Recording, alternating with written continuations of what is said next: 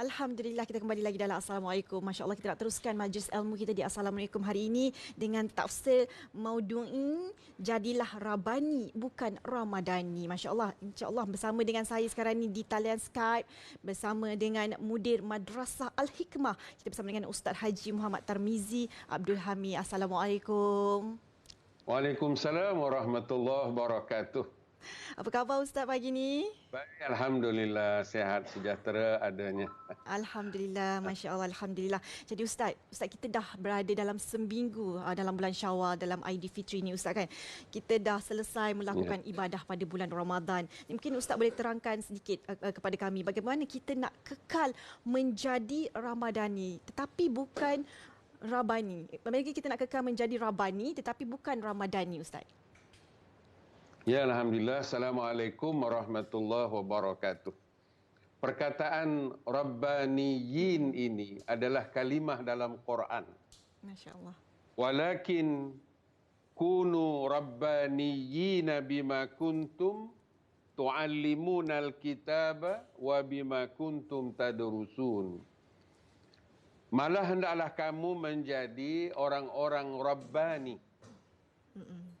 Dengan kamu mengajarkan tu'allimunal kitab, mengajarkan Alkitab, wa bima kuntum tadrusun, dari apa yang kamu pelajari dan kamu tadarus. Jadi kita memilih tajuk ini kerana momentum Ramadan seharusnya berlanjutan sehingga ke puasa akan datang. Ramadan kali ini hingga ke Ramadan akan datang membawa impak dalam kehidupan. Jadi Rabbaniyin itu adalah plural. Rabbani itu singular mufrad. Mansubun ila ar-Rabbi.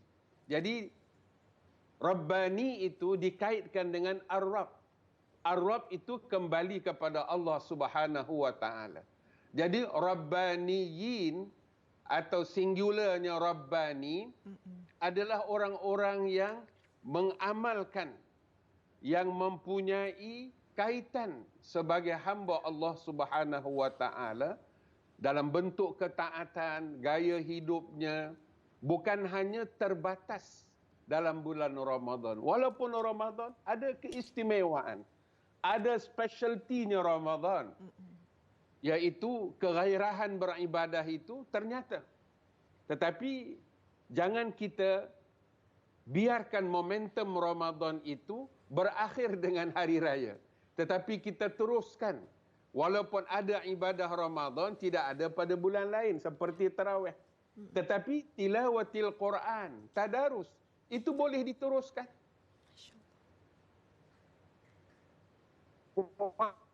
Dalam bulan yang lain ada puasa sunat, sebut sebagai puasa Isnin Khamis, puasa 6 hari dalam bulan Syawal.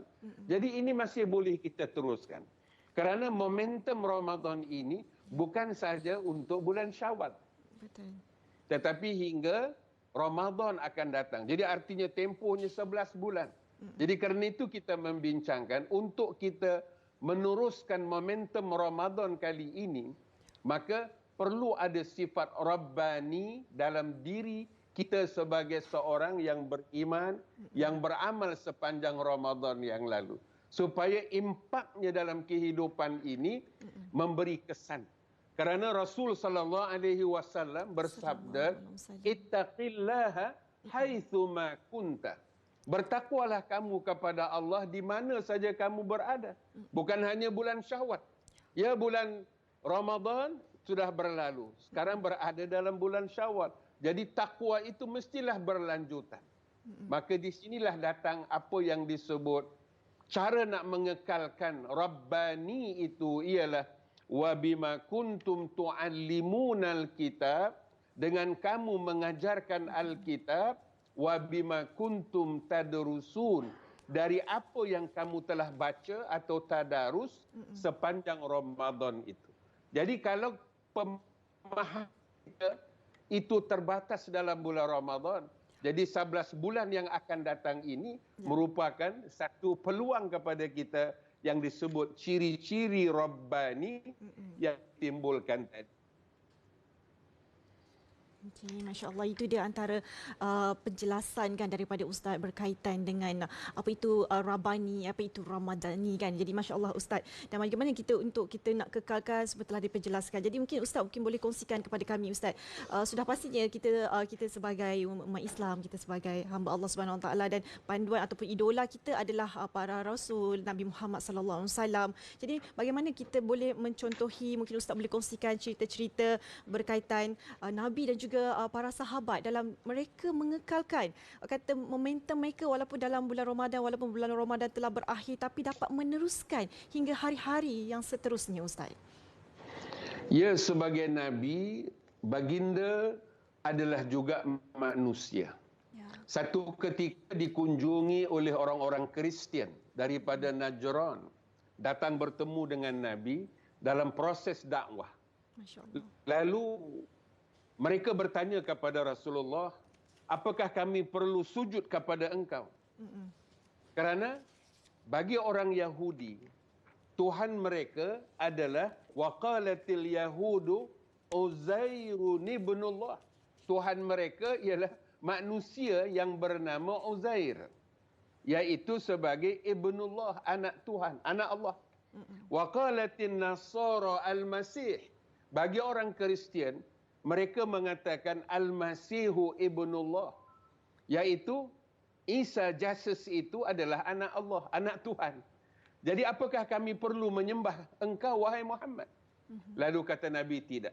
Sesama manusia tidak ada jalan untuk kamu sujud, apatah lagi untuk menyembah seseorang selain daripada Allah Ta'ala. Itu dijelaskan oleh Nabi. Jadi bagaimana sikap dan etika kita dengan seorang Nabi, lalu dijelaskan oleh Rasulullah, dengan manusia kamu tidak boleh sujud dan menyembah. Walakin akramu. Sedangkan akan tetapi dengan Nabi, dengan manusia, khususnya Nabi, hendaklah kamu muliakan nabiikum, nabi-nabi kamu. Begitulah panduan yang dijelaskan oleh Rasulullah. Lalu turun ayat. Ayat yang kita baca tadi, iaitu makana li basyarin an yu'tiyahu Allah. Tidaklah patut bagi manusia yang diberikan Allah Al-Kitab, iaitu Al-Quran, wal hukma, kebijaksanaan, wan nubuwah, thumma yaqula linnas, kemudian dia menyeru manusia, kunu ibadan li min dunillah, sembahlah aku. Ini manusia menyuruhkan manusia, ibadan li, ibadahlah kepada aku selain daripada Allah. Maka Allah menegur mereka, walakin kunu rabbaniyin, kamu tak boleh menyembah manusia walaupun dia seorang nabi. Dalam amalan tradisi Yahudi dan Kristian, seperti yang disebutkan dalam ayat tadi, Uzair ibnullah, Al-Masih ibnullah. Tapi dalam akidah kita, orang-orang Islam yang diajarkan oleh Nabi Muhammad, bahawa manusia tidak boleh kita sembah, melainkan hanya kepada Allah Subhanahu Wa Taala. Inilah datang perkataan Rabbani Yin yang kita sebutkan tadi. Jadi yang mendengar ucapan Nabi itu termasuk seorang Muslim yang bernama Adi bin Hatim. Adi bin Hatim ini, bila dia meneliti ucapan Nabi, Nabi mengatakan ada orang yang menyembah rahib ataupun ulama ataupun pendeta mereka. Lalu kata Adi bin Hatim, Ibni Hatim, ya Rasulullah, sebenarnya manusia tidak menyembah rahib atau pendeta mereka. Lalu dijelaskan oleh Nabi, betul mereka tidak menyembah. Tetapi apabila pendeta mereka atau rahib mereka atau orang alim mereka itu menghalalkan yang haram, mengharamkan yang halal, itulah yang dimaksudkan dengan menyembah padri ataupun pendeta mereka. Bala innahum ahallu lahumul haram wa harramu alaihimul halal fa atba'uhum, iaitu kata Nabi, mereka itu mengharamkan apa yang dihalalkan dan mengharamkan apa yang dihalalkan dan menghalalkan apa yang diharamkan oleh Allah. Maka itulah yang dimaksudkan dengan fa in fadzalika ibadatuhum. Itulah maksud mereka mengabdi sesama manusia. Jadi sebab itu dalam konteks ini kita perlu tingkatkan ilmu kita. Walaupun dia seorang alim atau dalam konteks Kristian seorang pendeta. Tetapi kalau pandangannya itu bercanggah dengan kitab, maka kita tidak boleh mengikutnya seperti yang disebutkan oleh Rasulullah sallallahu alaihi wasallam. Jadi inilah yang ditekankan oleh Allah, yaitu kunu walakin kunu rabbaniyin.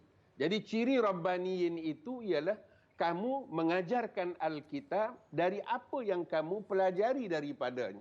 Jadi proses mengajar dan belajar ini adalah merupakan lifelong education. Madal hayat, sepanjang hayat. Bukan hanya tadarus itu dalam bulan Ramadan.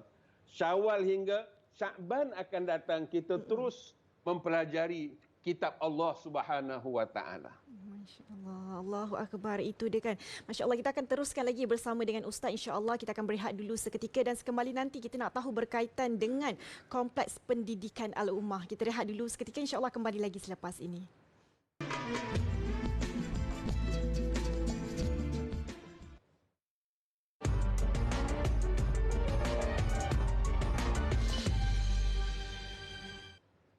Man zallazi yuqridullaha qardan hasana fayudha'ifahu lahu wa lahu ajrun karim. Barang siapa yang memberikan pinjaman kepada Allah sebagai pinjaman yang baik, maka Allah akan melipat gandakan balasan dan baginya pahala yang besar. Tuan-tuan, puan-puan, saya sedang berada di tapak projek Kompleks Pendidikan Al-Ummah yang tersergam indah di belakang ini. Kami mengambil kesempatan untuk merayu tuan-tuan dan puan-puan, para dermawan, untuk terus membantu kami bagi menyiapkan projek pendidikan ini. Hulurkanlah sedekah dan teruskan membantu kami. Kongsikan rezeki tuan-tuan dengan terus menyumbang sehingga projek ini dapat disiapkan. Baik, Alhamdulillah kita masih lagi bersama dengan Ustaz Haji Tarmizi, Mudir Madrasah Al-Hikmah di talian Skype. Masya Allah, tadi Ustaz dah kongsikan berkaitan dengan Rabbani, kan mudah-mudahan kita menjadi insan Rabbani. Jadi mungkin Ustaz boleh kongsikan juga kepada kami berkaitan dengan pembinaan kompleks pendidikan Al-Ummah. Dan saya yakin mungkin ramai penonton-penonton Assalamualaikum pagi ini nak tahu sedikit perkembangan terbaru berkaitan dengan KPU ini. Ustaz, silakan. Ya, kompleks pendidikan Al-Ummah adalah merupakan satu prasarana, iaitu untuk menyediakan fasilitis kemudahan kepada anak-anak kita yang belajar. Di sana sudah melebihi 1,000 orang. Ketika kita membuka sekolah ini 30 tahun yang lalu, bilangan mereka hanya 1-2 kelas. Tetapi hari ini sudah mencecah puluhan kelas, iaitu hampir 50 bilik darjah. Jadi untuk akan datang, maka kita perlu kepada bilik-bilik darjah merupakan satu bangunan yang kita namakan Kompleks Al-Ummah. Pendidikan ini adalah merupakan suatu proses pembinaan generasi akan datang. The future generation. Jadi mungkin future generation itu sama ada kita sempat ataupun tidak. Tetapi apa yang kita tinggalkan dalam bentuk bangunan, infak kita itu adalah merupakan sadaqatin jariyah, iaitu sedekah yang berterusan manfaatnya dan berterusan ganjaran pahala kepada kita yang mendermakan. Jadi salah satu daripada saluran untuk kita curahkan bakti kita ialah dengan kita melalui infak yang disebut oleh Nabi, iaitu di mana anak-anak yang belajar di sana kita ciptakan mereka dengan ilmu yang berguna, atau ilmin yuntafa. Apabila mereka ini lahir sebagai manusia warga negara Malaysia khususnya pada masa akan datang, jadi segala kerja buat mereka, amal soleh mereka akan kembali kepada mereka yang telah menyumbang untuk menyediakan prasarana ini. Kita menegaskan bahawa pesanan kita kepada generasi muda, wala taqfu ma laysa laka bihi ilmun. Janganlah kamu terpengaruh atau mengikut apa-apa yang kamu tidak mempunyai ilmu terhadapnya. Jadi penyediaan kompleks ini ialah merupakan untuk menitipkan ilmu. Kerana ilmu itu adalah amanah buat generasi yang ada dan mereka adalah generasi akan datang. Kerana inna sam'a wal basar wal fuada, sesungguhnya pendengaran mereka, penglihatan serta hati mereka itu, kullu ulaika kana anhu mas'ula, semuanya tetap akan ditanya tentang apa yang mereka lakukan. Jadi demikianlah jaminan Allah Subhanahu wa taala, nilai infak yang kita berikan. Kita menyediakan prasarana yang berupa bangunan. Guru-guru menitipkan ilmu. Maka di sinilah peranan kita dalam konteks masyarakat ini sebagai suatu agen social change untuk membuat perubahan, lebih-lebih lagi kepentingan ilmu yang kita titipkan dalam pendidikan ini tidak lain adalah untuk menghayati nilai-nilai Al-Quran yang disebut dalam ayat 36 tadi surah Al-Isra, bahawa jangan kamu terpengaruh dengan sesuatu yang kamu tidak ada ilmu tentangnya.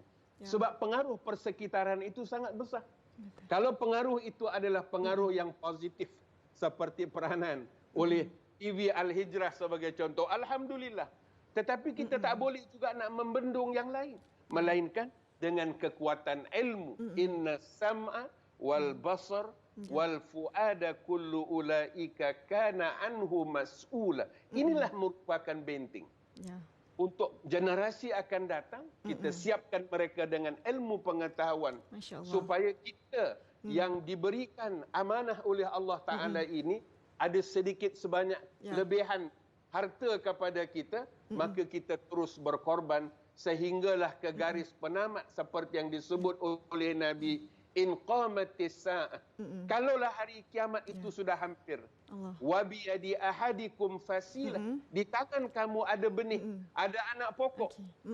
Fa in istata'a, sedangkan kamu mempunyai kemampuan, maka alla yaquma, untuk menanamnya atau untuk menaburkannya, hatta yaghrisaha falyaf'al, kamu lakukan. Jadi ini yang termampu oleh kita, yaitu menyediakan satu bentuk benih ataupun tanaman untuk pembinaan generasi akan datang yang tumbuh daripada proses pendidikan. Bahawa garisnya ialah in qamatis sa'ah, kalaulah kiamat itu dah dekat, tetapi di tangan kamu ada anak pokok ataupun ada harta, maka di sinilah peluang kepada kita untuk memberi sumbangan, untuk membinanya. Masya Allah, itulah insya Allah semoga dipermudahkan segalanya urusan Masya Allah dengan dalam pembinaan kompleks pendidikan Al-Ummah Masya Allah. Dan terima kasih Ustaz, Masya Allah kita tak cukup masa sebenarnya. Insya Allah nanti ada masa kita kongsikan lagi berkaitan dengan KPU ini, dan kita nak berehat dulu seketika, kembali lagi selepas ini dalam Assalamualaikum.